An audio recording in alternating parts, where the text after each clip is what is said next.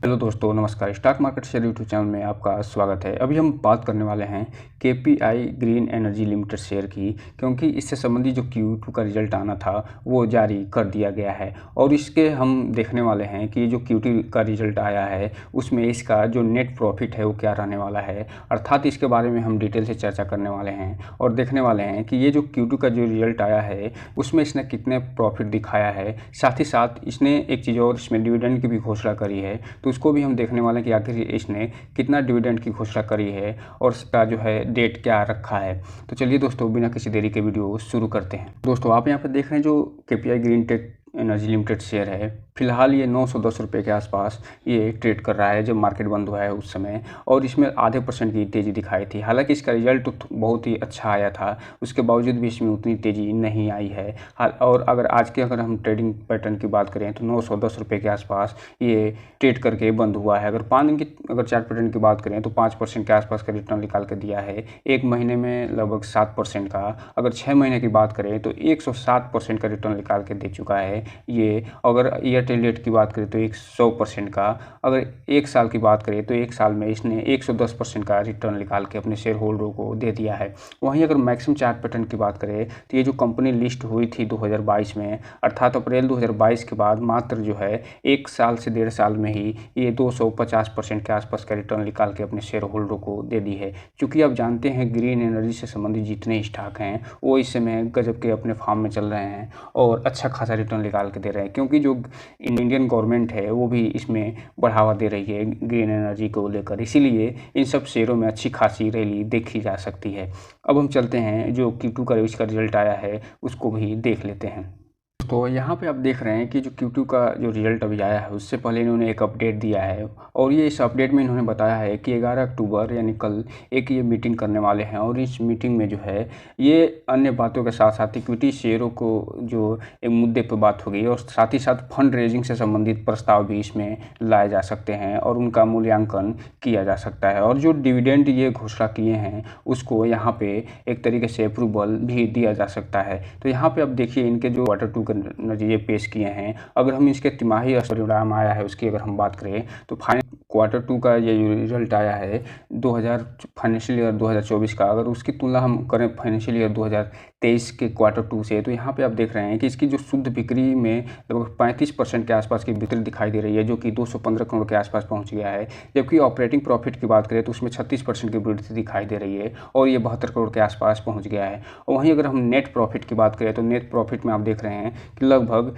64 से 65% की वृद्धि दिखाई दे रही है और ये 35 करोड़ के आसपास के पहुंच गया है। तो इस हिसाब से आप देख रहे हैं कि इसका जो न केवल फाइनेंशियल ईयर में इसकी बिक्री में वृद्धि दिखाई दे रही है बल्कि परिचालन प्रॉफिट और नेट प्रॉफिट में भी अच्छी खासी वृद्धि दिखाई दे रही है फाइनेंशियल ईयर 2023 की तुलना में फाइनेंशियल ईयर 2024 में। वहीं अगर हम वार्षिक परिणाम की बात करें और उसके जो तुलना करें फाइनेंशियल ईयर 2023 की तुलना करें 2024 से, तो इसमें आप देख रहे हैं इसके जो शुद्ध बिक्री हुई है यानी नेट जो सेल्स में वृद्धि हुई है वो 43 से 44% के आसपास रही है और ये बढ़ के लगभग 404 करोड़ के आसपास पहुंच गया है। वहीं अगर आप ईयरली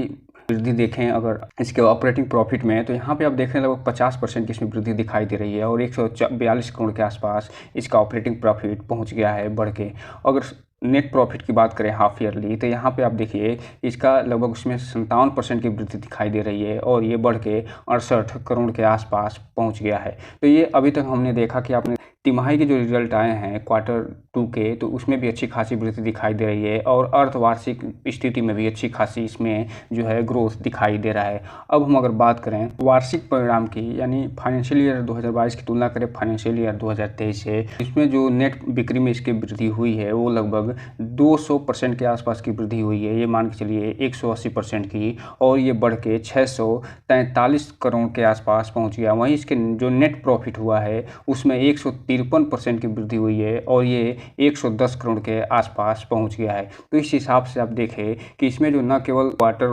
के जो रिजल्ट आया है उसमें वृद्धि हुई है, अर्थात तिमाही स्तर पे वृद्धि दिखाई दे रही है अच्छी खासी इसके नेट प्रॉफिट में, बल्कि इसके हाफ ईयरली और इसके ईयरली में भी अच्छी खासी वृद्धि दिखाई दे रही है इसके क्वार्टर का जो रिजल्ट आपने देखा। अब हम अगर बात करें इसके लाभांश की, तो यहाँ पे आप देख रहे हैं कि ये जो